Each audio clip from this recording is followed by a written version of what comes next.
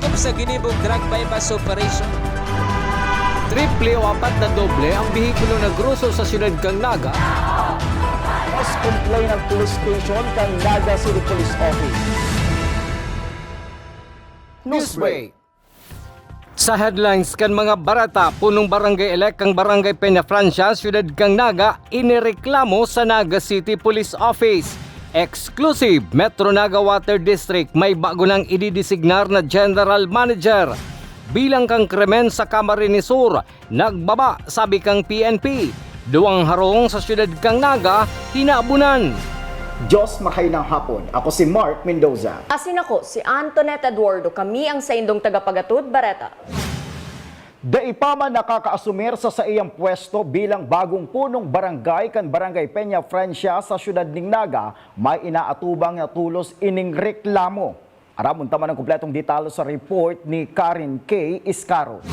Sa atubangan kansarong inuman sa barangay Dayangdang, siyudad ni Naga, nangyari ang day pagkakairintindihan kansarong grupo nin mga hobenes asin ni punong barangay elect Jackie Villafuerte kan barangay Peña Francia, siyudad ni Naga. Susog sa reklamo kan mga hobenes na habo nang mag-atubang sa kamera. Yaon sinda sa atubangan kansarong inuman asin may pinagahalat na barkada kan magbaba sa bihikulo ang suspek asin sa dai maarama na rason sinampaling subuot sinda kan punong barangay elect asin tinabig subuot ang cellphone kang nagkukuan ning video na naging rason para mapasa. Digdi naman nag-apod nin otoridad. Sa Police Station 1, pinagkustody ang opisyal kan barangay asin kasubagong aga sa Police Station number 5, liwat nagkahampangan ang inirereklamong opisyal kan barangay asin mga hobenes. Matapos ang pag-uurulay, naghampang sa mga miyembros kan media si punong barangay elect Villafuerte para ipaliwanag ang sa iyang lado. Tigtup-tup po ninda si sa kuyang sakyan, kaya tigilid ko po and na-provoke po ninda ko pero mayo akong intensyon na kulugan sinda dahil may hiling man nindo sa inda mga physical na maman po sinda mga tama. Kasi kung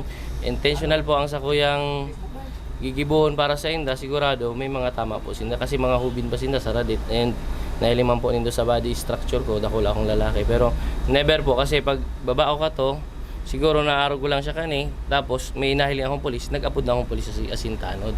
And kang sabi ni Sir Beles, Sir Jack, i-atras mo nga sa imong sasakyan. Inatras ko, tig para tub-tub pa po ninda. Day ko na po sinda tig anuhan pa man. Inahiling ko lang na may nagbibideo. Pag-agaw ko lang ang nahulog sa cellphone. Hulit ta siya na ang masunod na ama kan barangay Peña Francia asin ngunyan niya na sa taho kang kontrobersya. Sa mo sir, sa mga taga-Barangay Peña Francia, medyo pigbabantay Ayan. ng isang uniform. Sa mga taga-Barangay Peña Francia, sa ko yung mga aki dyan na residente, day po ako magparatubod sa mga fake news. Iyo po niyang nangyari. And ako po talaga desidido magservisyo sa Indo and aayusun ang Barangay Peña Francia. And nagahaga din po akong pasensya kung medyo nagka-issue kitang araw kani. Then na po yan mauulit and pasensya na po siguro. Para sa One Media TV48 Naga, Karen K. Iscaro, Newsbreak. Padagos pa sa mga bareta, paurugon pa ang pagsiserbisa sa indang barangay. Inisubuot ang mensahe ni Naga City Mayor Nelson Ligacion sa mga naire-elect na punong barangay asin mga bagong punong barangay kan syudad ning Naga. Durante kang sa iya subuot ining makaulay. Hinagid man subuot kang alkalde ang pakikipagtabangan asin suporta para mas urog na mapakaray ang Naga. 26 na punong barangay ang nakaulay kan alkalde. Meeting ko na po si Kinsey na re-elected punong barangay and then itong 11 na newly elected. Padagos sa mga bareta, maging ang mga nanggana sa Sangguniang Kabataan election ang kinaulay naman subuot ni Mayor Legacion kanakalihis na semana. Dai naman idinitalya ni Mayor Legacion kung ano sa iyang naging mensahe sa mga bagong Sangguniang Kabataan Chairman asin Sangguniang Kabataan Kagawad na makakatuwang kan mga opisyal kan barangay sa paghamanin mga programa para sa saindang sektor. Na meeting ko na din po si 26 na SK Chairman. Saro lang si Dai dahil kan time na ito nagahalat ng proclamation. Na-proclaim kaya daasin alas 2 na. Si meeting ta nagpuon alas 11 nin aga. Immediately after the election. So that means last October 31 ta po big meeting si mga SK Chairman. Sa iba pang bareta, Metro Naga Water District may bago ng matukaw na general manager. Uya ang sakuyang report, exclusive. Naresibi na ni Naga City Mayor Nelson Legacion ang board resolution kan Metro Naga Water District na nagahagad na gibuho ng permanente si Acting General Manager Florencio Mongoso Jr. bilang General Manager ka nasabing opisina. Na po, na-receive ko na and pinapapreparar ko na din po si magkakanigong dokumento. An pakiulay kan hunta kan MNWD, an pinag-uyunan na subuot ni Mayor Legacion, mantang nagtugot naman kaini si Mr. Mongoso. Iyo po.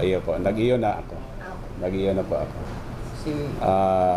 Pakiulay kan board, okay naman kay Mr. Florencio Mongoso Jr. And dahil nahiling ta po na kaipuhan po siya duman, tangani mga ipadagos si mga nagkapunan na reforma sa laog kan Metro Naga Water District. Sangunyan si Mr. Roderick Reforzado na ang acting Metro Peso head asin mayo pang dagdag na detalye si Mayor Legacion kung si isayan sa iyang ibubugtak na permanenteng makaput kan Metro Peso. Right now, ang officer in charge si Mr. Nonoy Reforzado. So, iyon na po na yan. Diyan lang naman. Para sa One Media TV48 Naga, Antoinette Eduardo, Newsbreak. Sa kasumpay na bareta, kasuarin asin sa papaano nakalaog sa MNWD si Mr. Florencio Mongoso Jr. asin ano pang opisina ang sayang kinaputan para mapakarahay ang pagmamanihar. Aramunta ang kumpletong detalye sa report ni Melvin Machado. Huli kan pagtagilid kang operasyon ka Metro Naga Water District, pinagdesignar si Metro Naga Public Employment Service Office Head Florencio Mongoso Jr. sa Metro Naga Water District bilang Acting General Manager sa irarom kang Secondment Agreement. August 1, 2022 kang pinagpabisto si Mongoso sa mga empleyado kang MNWD bilang Acting General Manager. Sa nakalis na taon, luway-luway na nakakabangon ng MNWD. Alagad imbes na magbalik sa Metro Peso, pinalawig pa ang saing serbisyo sa MNWD hasta sa katapusan ngunya na taon 2023. Apera kang MNWD, pinagdestino man kay ito si Mongoso para i-troubleshoot ang Naga City People's Mall. Si Mongoso, dati man City Administrator durante kang administrasyon ni ex-mayor John Bongat. Para sa One Media TV48 Naga, Melvin Machado, Newsbreak. Sa pagbabalikan Newsbreak, harong sinalakat nin parahabon sa Naga, kwarta asin alahas na dara. Iyan asin iba pang mga bareta sa pagbuelta kan One Media TV48 Naga, Newsbreak. Dagom sa ginibog drug bypass operation. Triple o apat na doble ang bihikulo na gruso sa siyudad kang Naga. Mas complain ng police station kang Naga City Police Office.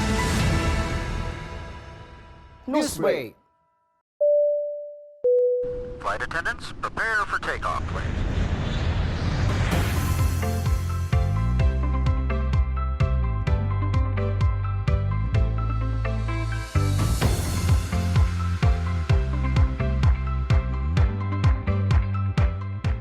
Slip life vest over your head. Take the tape around your waist.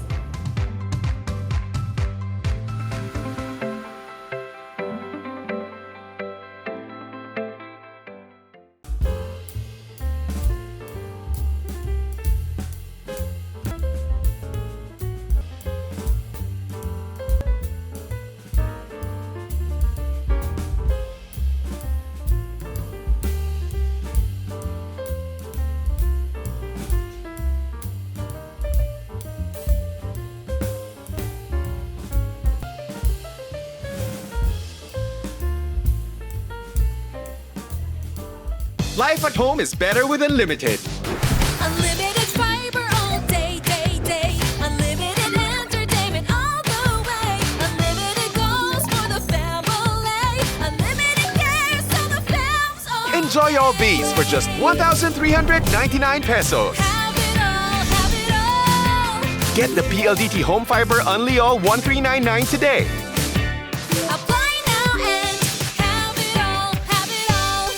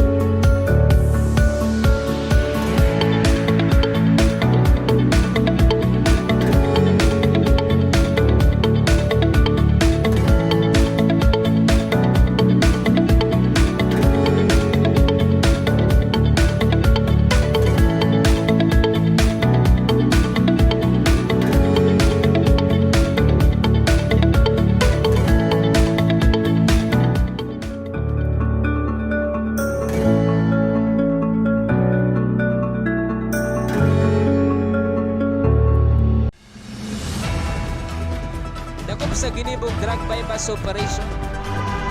Triple o 4 na doble ang bihikulo na gruso sa siyudad kang Naga. Mas complain ng police station kang Naga City Police Office. Newsbreak. Sa pagpapadagos kan mga bareta, bilang kan krimen sa probinsya ng Camarines Sur nagbaba. Ang detalye sa report ni Melvin Machado.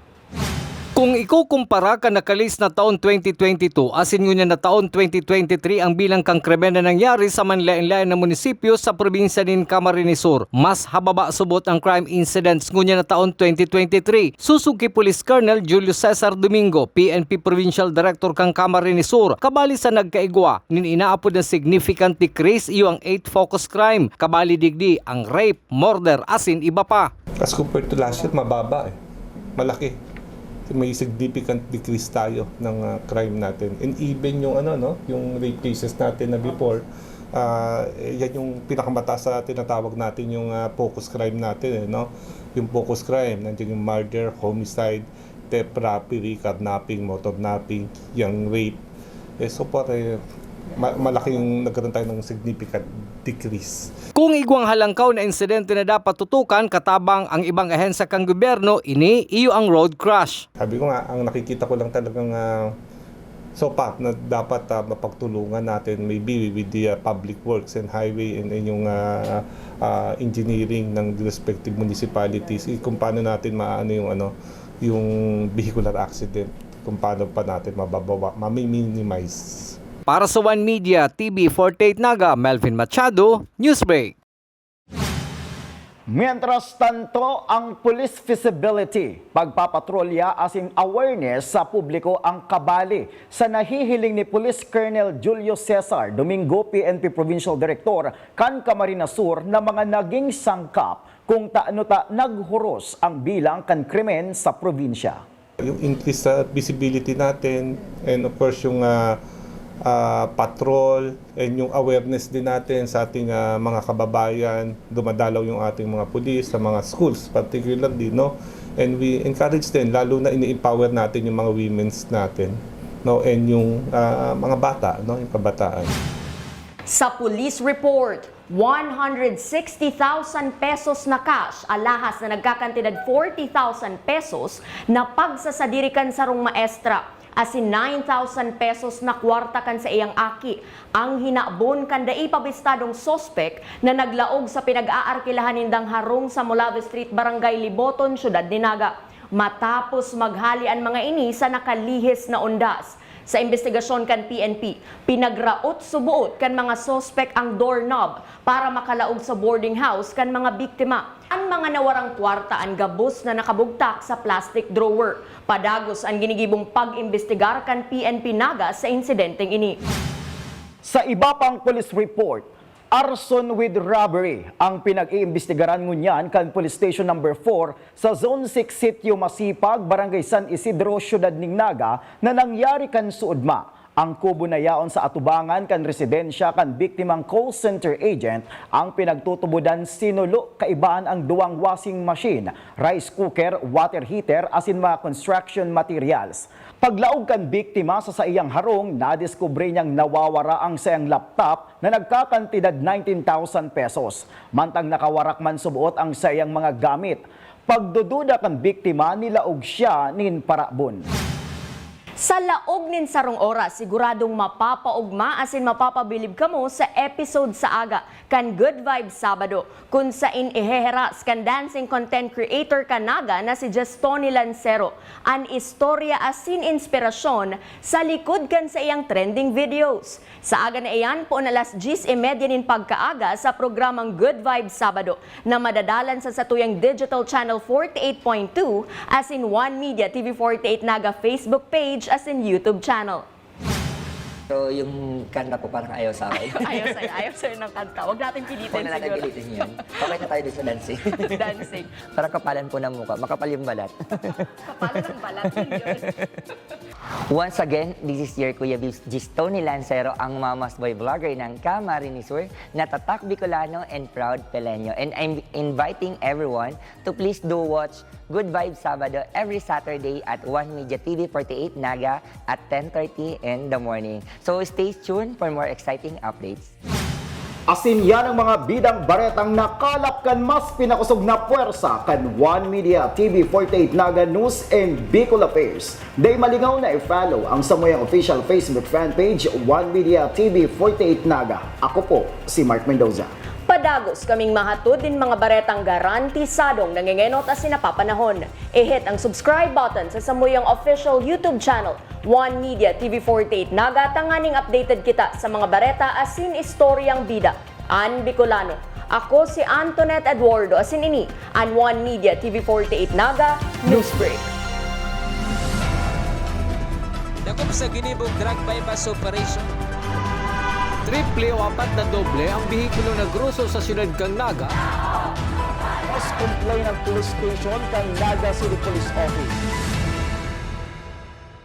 Newsbreak.